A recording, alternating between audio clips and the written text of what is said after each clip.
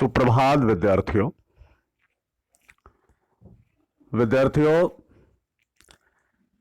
आज हम हिंदी विषय का अध्ययन करने के लिए हिंदी अध्ययनशाला में उपस्थित हैं। विद्यार्थियों, कल जो आप लोगों को वीडियो मिला था, आज का ये वीडियो उसी वीडियो का दूसरा भाग है। पहले भाग में आप लोगों ने पिछली पाठ्य योजना में दिए गए प्रश्नों के उत्तरों का मिलान किया। आज के दूसरे भाग में आप लोग अयादि संधि नामक शीर्षक के अंतर्गत दी गई विषय वस्तु का पुनरावृत्ति अध्ययन करेंगे।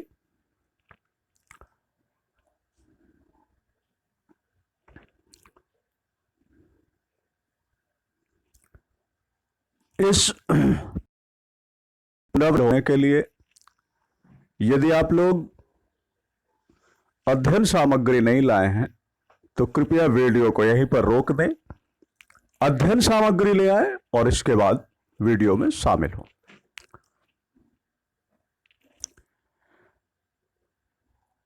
पठन पाठन के अंतर्गत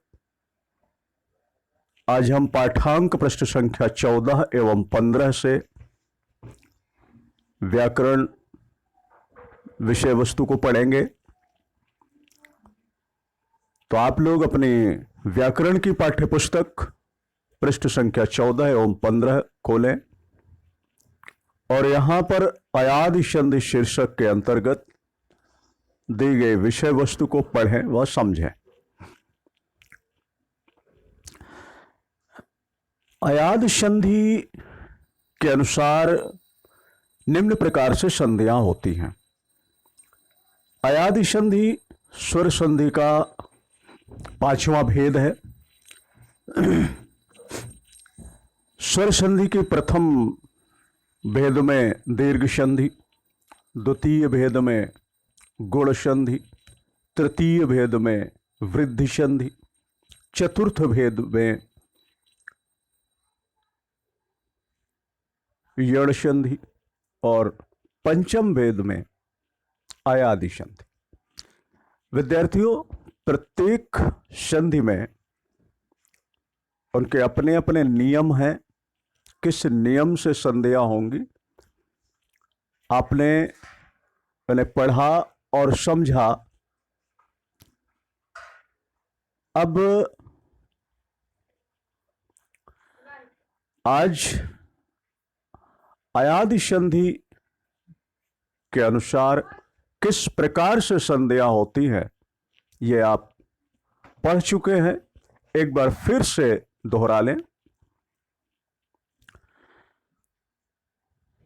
नियम है जहां स्वर ए, आए, ओ तथा औ, स्वर ए, आए, ओ तथा औ के पश्चात कोई असवर्ण स्वर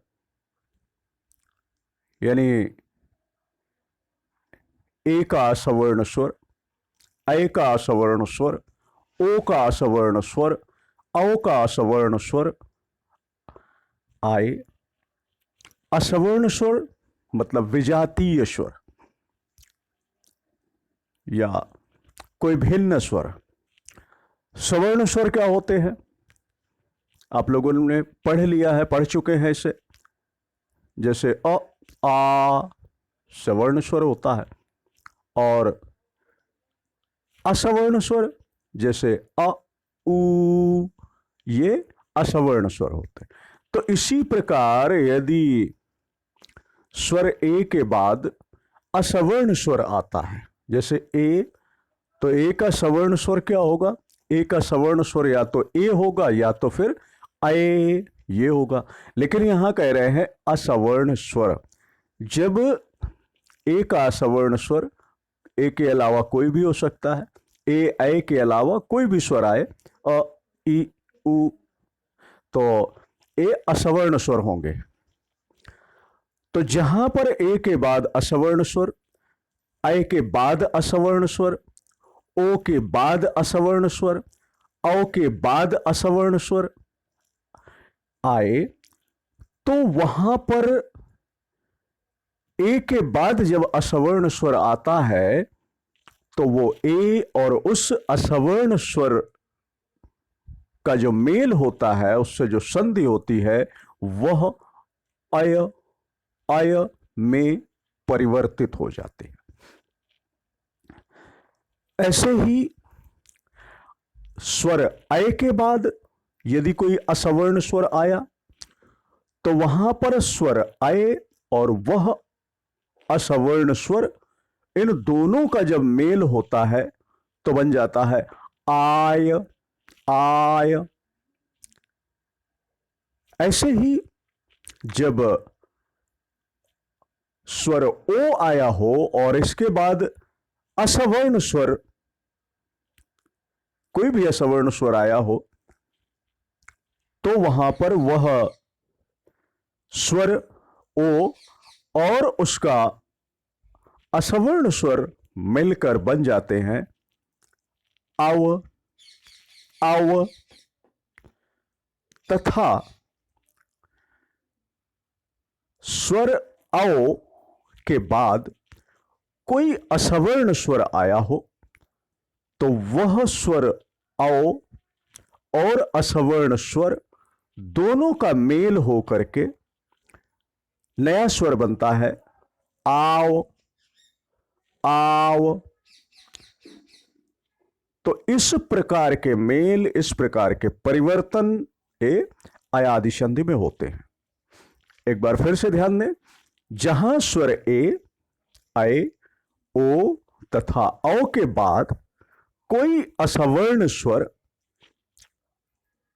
अर्थात कोई विजातीय स्वर अर्थात कोई भिन्न स्वर आता है तो वहां ए का ऐ, ऐ का आय, ओ का औ तथा औ का आव हो जाता है और इसे अयादि संधि कहते हैं। अब इनके उदाहरण पर ध्यान दीजिए। उदाहरण में दिया हुआ है ने धन अन, तो क्या हुआ नयन। ने धन अन नयन। कैसे? यहां पर स्वर ए, प्रथम शब्द का अंतिम वर्ण जो था वो है ए और द्वितीय शब्द का जो प्रथम वर्ण है वह है आ। तो ये अंतिम वर्ण और प्रथम वर्ण मिलकर बना आए, तो ने धन अन हो गया नयन। अगला नय धन एका, नय धन एका मिलकर बन गया नायिका। यहां पर क्या था? प्रथम शब्द का अंतिम वर्ण ऐ और द्वितीय शब्द का प्रथम वर्ण ई, यानी स्वर ऐ के बाद असवर्ण स्वर ई आया तो यह मिलकर हो गया आय। इसी प्रकार पहले वाले में था स्वर ए के साथ असवर्ण स्वर अ आया था तो वो मिलकर हो गया था आय। ये दूसरे वाले में स्वर ऐ के साथ स्वर ई, असवर्ण स्वर ई मिला तो ये बन गया आय। ठीक है। अगला है भो धन अति मिलकर बना भवती। यहां पर प्रथम शब्द का अंतिम वर्ण ओ और द्वितीय शब्द का प्रथम वर्ण अ, ये दोनों मिलकर क्या बने? अव। क्योंकि स्वर ओ के साथ असवर्ण स्वर अ का मेल हुआ तो वो बन गया आव। ऐसे ही अगला दिया हुआ है पौ धन अक, पौ धन अक मिलकर बना पावक। यहां पर प्रथम शब्द का अंतिम वर्ण औ, द्वितीय शब्द का प्रथम वर्ण आ, मिलकर क्या बना? आओ। क्या बना? आओ। तो औ और औ के बाद असवर्ण स्वर ओ मिलकर बन गया आओ। तो ये अयादि संधि था।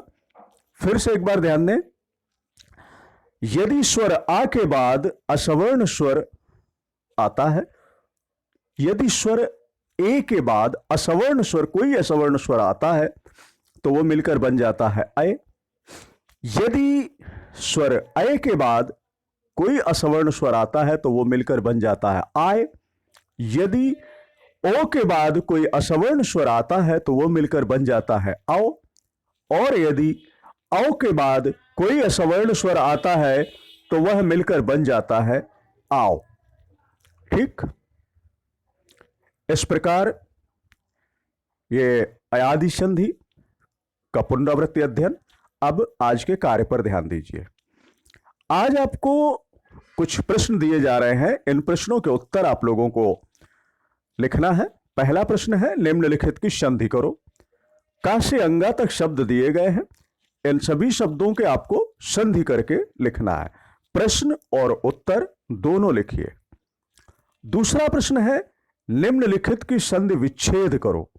यहां पर आपको का से अंगा तक शब्द दिए गए हैं, इन शब्दों का आप लोगों को संधि विच्छेद कर देना है। इसके बाद तीसरा प्रश्न है, अयादि संधि किसे कहते हैं, उदाहरण सहित लिखें। तो अयादि संधि की परिभाषा और उसके उदाहरण आपको लिखना है। प्रश्न और उत्तर दोनों हिंदी व्याकरण के नोटबुक में लिखेंगे। अगला प्रश्न है, स्वर संधि एवं उसके भेद। हिंदी व्याकरण की पुस्तक के पाठ 2 के पाठांक पृष्ठ संख्या 9 से पाठांक पृष्ठ संख्या 15 तक पढ़ें व समझें। विद्यार्थियों, स्वर संधि आप लोगों ने पढ़ा। ये स्वर संधि आपकी जो पाठ्य पुस्तक है, व्याकरण की जो पुस्तक है, उसमें पाठ 2 का जो पाठांक पृष्ठ संख्या 9 है, वहां से स्वर संधि प्रारंभ हुआ है और पाठांक पृष्ठ संख्या 15 तक स्वर संधि का विस्तार है। तो पृष्ठ संख्या 9 से पृष्ठ संख्या 15 तक स्वर संधि और उसके भेदों को फिर से एक बार पढ़ें, समझें, दोहराएं। और इसी के साथ ही आज का अध्ययन क्रम यहीं समाप्त होता है। धन्यवाद।